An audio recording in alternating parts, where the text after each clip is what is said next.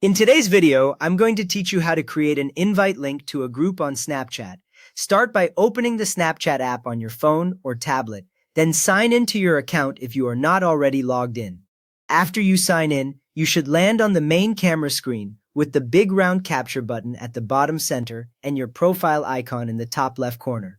If you see that, you are in the right place and ready to move on. Now swipe right from the camera screen to open the chat screen. The chat screen shows a vertical list of your friends, recent chats, and any group conversations. You will see profile icons on the left and message previews on the right.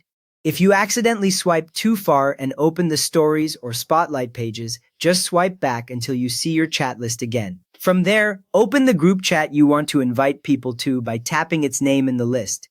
If you do not have a group yet, create a new group chat first so that you have somewhere to invite people. Once the group chat is open, you will see messages in the middle of the screen with the text box and send button along the bottom. A quick tip here, the small group avatar or Bitmoji cluster at the top confirms you are inside a group and not a one-to-one chat. Next up, tap the group name at the very top of the chat.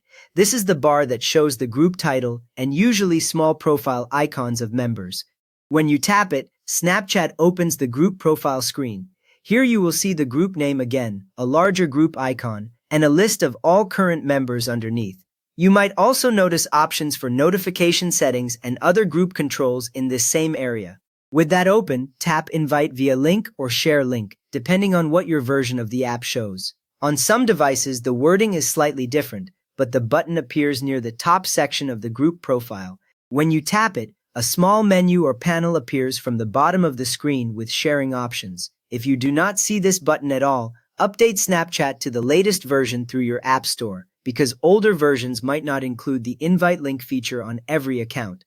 After that, choose Copy Link to copy the invite link, or pick another app from the list to share it directly. Copy Link places the group invite address into your clipboard, ready to paste anywhere.